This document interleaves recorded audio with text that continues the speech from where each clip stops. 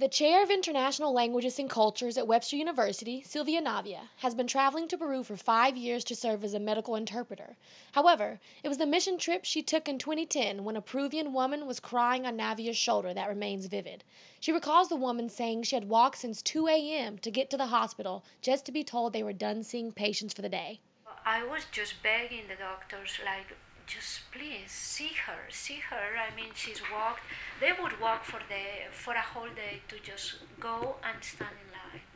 Navia said the trip in 2010 involved over 100 volunteers, but they still couldn't see all of the patients. The Christian Medical Outreach Mission that she usually volunteers for has a more intimate group of about 10 to 20 people each time. The biggest difference between the two missions is there's no surgery performed at the smaller mission, but Navia said the patients still pile in with varying medical issues. She said translating the patient's issues from Spanish to English isn't difficult for her, but sometimes the translation is difficult for the doctors to interpret.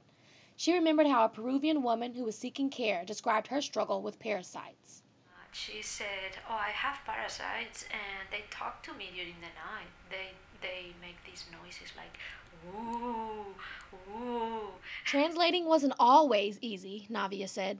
There were some patients who were hard to talk to at both missions because of their low level of education. Some of them, they couldn't write or read, and when you ask them what their name was, they just show you their ID. The U.S. State Department estimates that 6% of children and 17% of young people in Peru either never attend school or drop out of school, and in rural areas, the high school dropout rate is more than 50%. Navia believes this is partly due to Peru's rough medical conditions. She said the main reason she goes on the mission trips is to help give kids the medical attention they need to allow them to continue their education. Or the impact is not so dramatic as, removing cataracts and suddenly the person can see.